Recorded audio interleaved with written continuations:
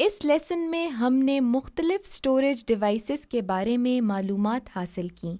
मसलन RAM, ROM, magnetic disk यानी hard disk, floppy disk, optical disk यानी CDs, DVDs और कुछ और स्टोरेज डिवाइसेस वगैरह।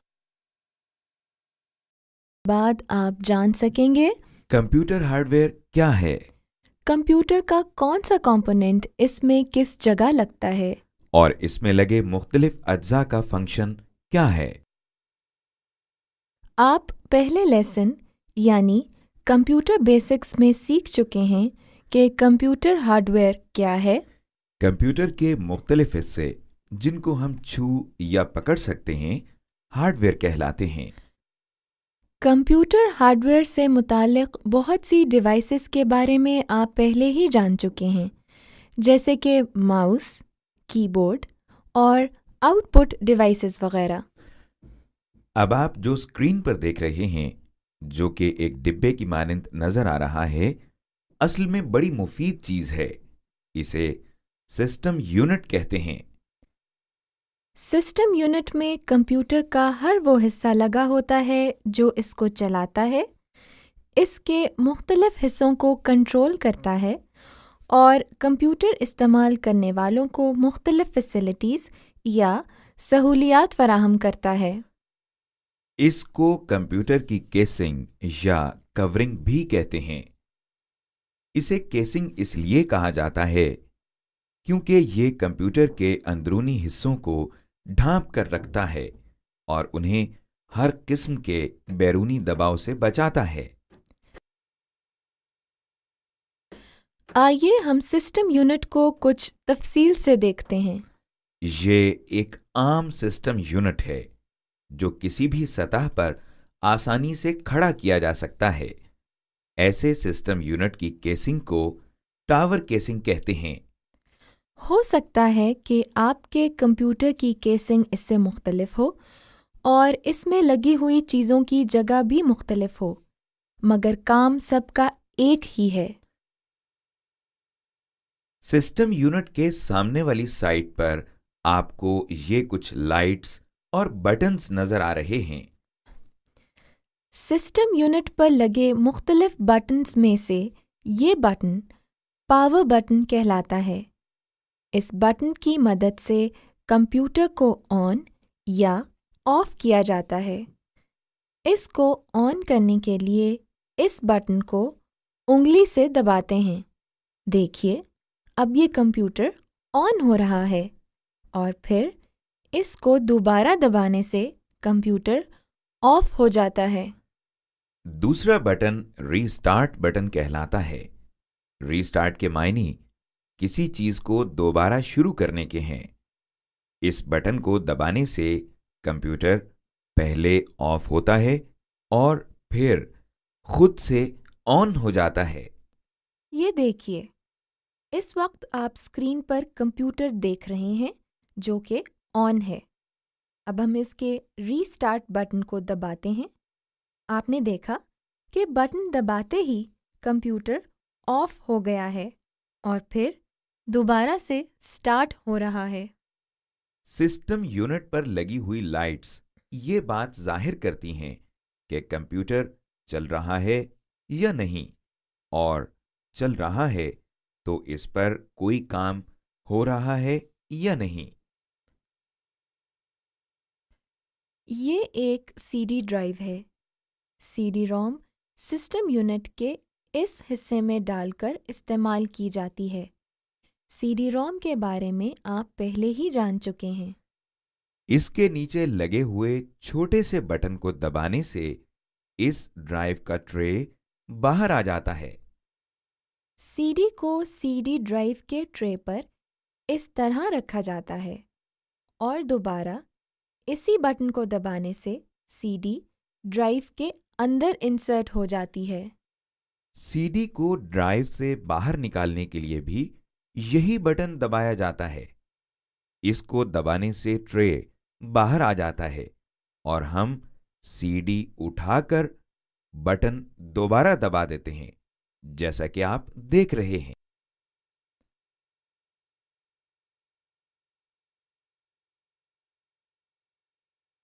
फ्लॉपी डिस्क भी आपके लिए कोई नई चीज़ नहीं है। इसे भी इस्तेमाल के लिए सिस्टम यूनिट के सामने वाले हिस्से में लगाया जाता है, जिसे फ्लॉपी ड्राइव कहते हैं। फ्लॉपी को इंसर्ट करने का तरीका ये है कि आप इसको पिछली तरफ से पकड़कर ड्राइव में डालें। दूसरी तरफ से डालना गलत है और आप इसको अंदर की तरफ दबाकर ड्राइव में इंसर्ट कर दें।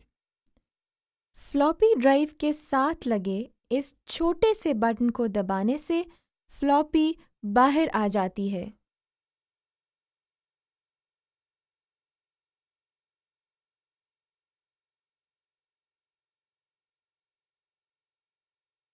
इस वक्त आप सिस्टम यूनिट की बैरूनी साइड पिछली तरफ से देख रहे हैं। जिस तरह टीवी और दीगर बिजली से चलने वाली अशिया को बिजली के सॉकेट्स में लगाया जाता है, इसी तरह कंप्यूटर की इनपुट आउटपुट डिवाइसेस, मसलन माउस या कीबोर्ड, जो कि सिस्टम यूनिट से बाहर होती हैं, को यहां लगाया जाता है। इनको पोर्ट्स कहते हैं, जो इस वक्त आप स्क्रीन पर देख सकते हैं।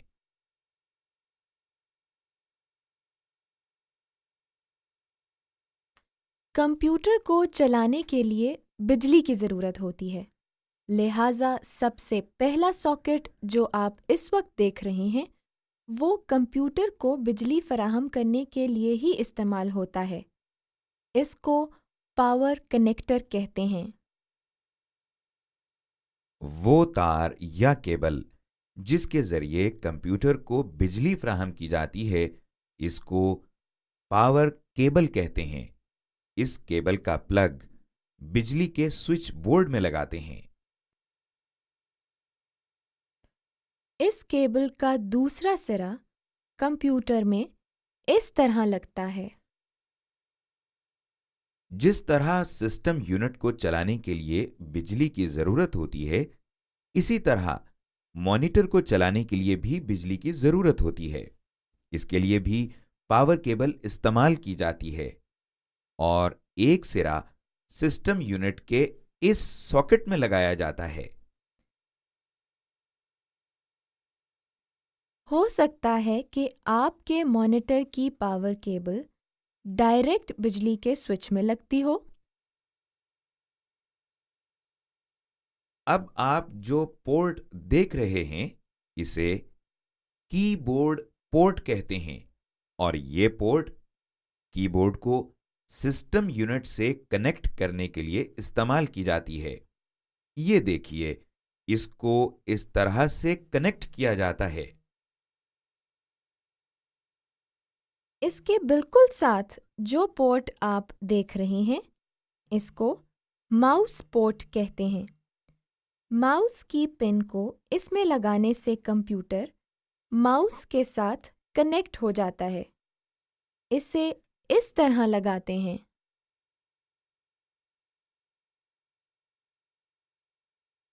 कुछ कंप्यूटर्स में माउस की पिन इस तरह की भी होती है। ये पोर्ट्स जो आप अब देख रहे हैं, इनको USB पोर्ट्स कहते हैं, यानी यूनिवर्सल सीरियल बस। बहुत सी इनपुट और आउटपुट डिवाइसेस, मसलन वेबकैम, इन्हीं पोर्ट्स से अटैच होती हैं। ये पोर्ट जो आप देख रहे हैं, इसको सीरियल पोर्ट कहते हैं। इसे गौर से देखें तो इसमें आपको 9 पिन्स नजर आएंगी। यहां पर स्कैनर और माउस वगैरह लगाए जाते हैं।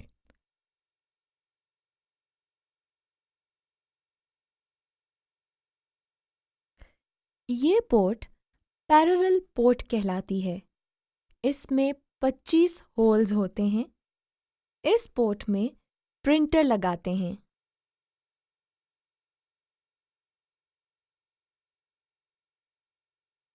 स्क्रीन पर नजर आने वाली इन पोर्ट्स से आप जरूर वाकिफ होंगे। ये वही पोर्ट्स हैं जो आप कैसेट प्लेयर या रेडियो पर देखते हैं। इनको पिन सॉकेट्स कहा जाता है और कैसेट प्लेयर की तरह कंप्यूटर में भी ये स्पीकर्स या माइक्रोफोन्स लगाने के लिए इस्तेमाल होती हैं। इस वक्त आप जो पोर्ट देख रहे हैं ये भी एक पैरेलल पोर्ट है। इसमें मॉनिटर की वायर कनेक्ट की जाती है। अब स्क्रीन पर जो पोर्ट्स नज़र आ रही हैं, ये कंप्यूटर को टेलीफोन की तार के साथ कनेक्ट करने के लिए इस्तेमाल होती हैं। इनको RJ11 जैक्स कहा जाता है।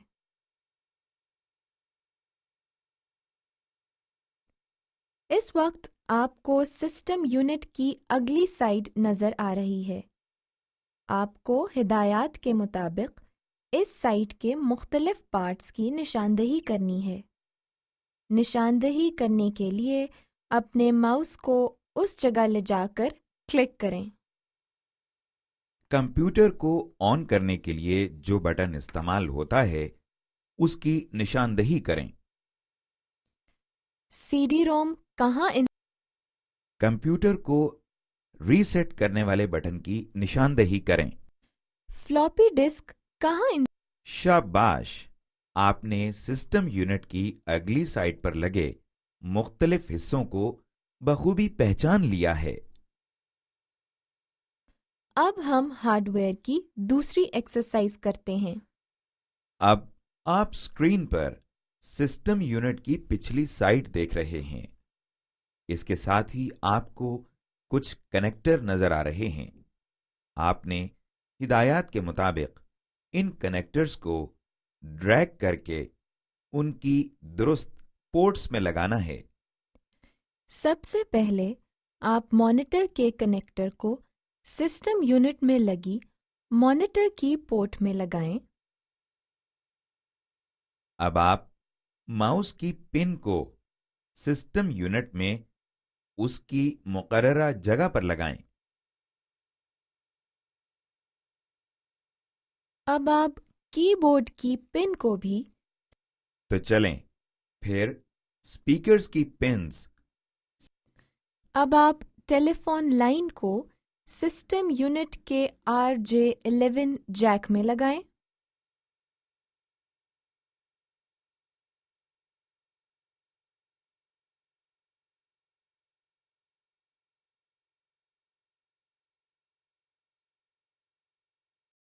ने सिस्टम यूनिट की पोर्ट्स और कनेक्टर्स को पहचान लिया है।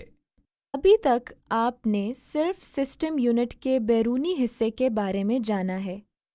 आइए अब इसके अंदरूनी हिस्से को भी देखते हैं।